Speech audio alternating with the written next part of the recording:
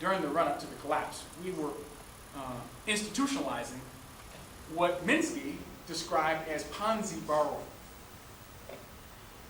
The idea is, if you can't afford it, we'll make it so that you can.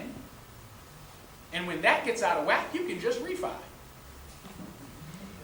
Matter of fact, that was the line. I was in the housing business, so I know it was the line. It was the line they all gave. It's okay. You can take this low 1% rate initially, and when rates go up, you can refi. And you know what? When the house prices were consistently going up through those early years, the A side of that curve, you could. You could just refi. And it would work. Nothing really changed until guess who decided we need to pop this bubble and raise interest rates. Now, where they couldn't qualify even for the teaser rate on the refi, they couldn't refi. And once they couldn't refi, they defaulted. And once they defaulted, there was a cascading effect in the derivatives that supported their loan.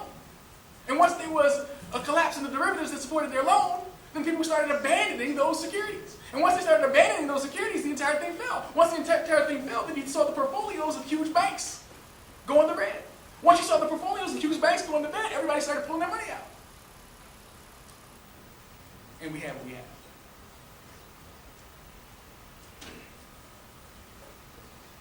Ponzi borrowing is the idea that so long as future value can cover my inadequacies now, give me the money.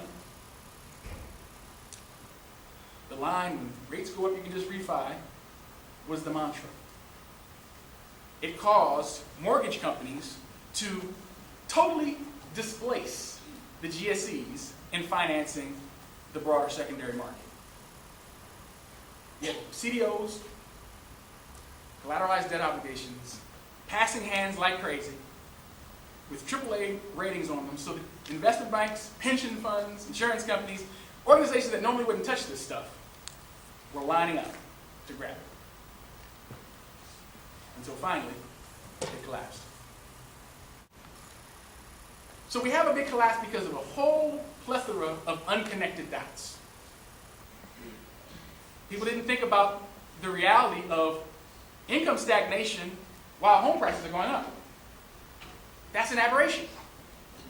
How are you buying and selling inflating houses, inflating prices on houses, while there's stagnation in income? No one connected those dots.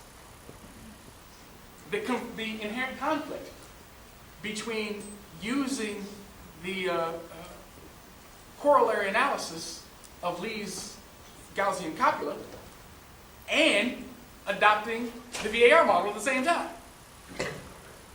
No one connected the dots. No one even connected the dots that all of these innovative loans were coming into the marketplace because of the income stagnation. That you need more loans to do these securities on the back end, so we're lowering the standards on the front end, because guess what? If we're not using a GSE on the back end, we can change the rules. It takes an act of Congress to change the rules for a GSE. But for private mortgage companies that are selling to a private shadow equity market, hey, we can change the rules. That this was going on at the same time. No one connected the dots. The idea that there was a shift between the secondary market supporting the primary market to the secondary market driving the primary market. And then also the dots that the idealism of home ownership was treated in isolation from the economic realities of the critical importance to the broader economy of the housing market. That you can park the bubble and it would be isolated to that bubble as if the rest of the economy didn't depend on it. When there should have been a more careful mode of deleveraging. But how do you carefully deleverage in a panic?